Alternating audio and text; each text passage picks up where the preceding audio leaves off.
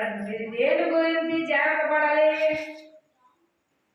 యేసు నామమును గురించి అంట మీరు అతిశయపడాలి. ఎవరెవరో బంగారం గురించి, వెండిల గురించి, ఫ్లాట్ల గురించి, బ్యాంక్ బ్యాలెన్స్ గురించి అతిశయపడతారు. కానీ మీరు యేసు నామాన్ని బట్టే అతిశయపడాలి. అందుకే ఇక్కడ వాక్యం సెలవిస్తుంది ప్రియులారా. అపోస్తలుడైన పౌలు గారు ఫిలిప్పీలకు రాసిన పత్రిక మనం చూస్తే 1వ అధ్యాయం 10వ వచనంలో అంటాడు, ఫిలిప్పీలలో ఉన్న క్రీస్తు యేసునందలి సకల పరిశుద్ధులకును క్రీస్తు యేసు దాసులైన తిమోతికి శుభమని చెప్పి రాయినది. కుమారుడు సమాధానపరచబడ్డవాడు, సమాధానంలో ఉన్నవాడు కాబట్టి ఆయన రాస్తూ అంటాడు, పరీక్షలైన వాడు.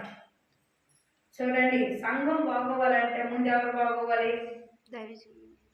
దైవజనులు బాగోవాలి. దైవజనులు కూడా బాగోవాలి అంటే అధ్యక్షగా ఊహించిన వారు బాగోవాలి. వీరి పిల్లలు కనపరుచుకొని దేవుడు ఏర్పరిచిన ఏర్పాటును బట్టి వారు నిలబడి ఆ సంఘాన్ని సమకూర్చచ్చు, మరి ప్రయాసపడచ్చు. వీర వాగ్దానాలను, తండ్రి యొక్క వాగ్దానాలు భూమి మీద ఉన్న జనులకు ప్రసారము చేయొచ్చు.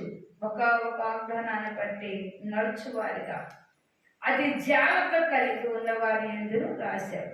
యేసు క్రీస్తును దాసులైన పౌలును తిమోతి శుభమని చెప్పి రాయినది. మన తండ్రి యొక్క దేవుని నుండి ప్రభువుని యేసు క్రీస్తు నుండి మీ కృపయు సమాధానము కలుగునగాక. దేవుని యొక్క చేరవాలి. ముందు కృప ఉండాలి. ఏముండాలంట? కృప ఉండాలంట. బాబాని ట్రైనింగ్కి వెళ్ళాలి వచ్చానంటే కాదు, ముందు దేవుని కృప ఉండాలి. దేవుడు ప్రత్యక్షముగా అతన్ని ఏం చేయాలంట? దర్శించాలి. దేవుడు అక్కడ ఏర్పాట్లో ఉండాలి. దేవుడు ఆత్మతో నడిపింపబడాలి.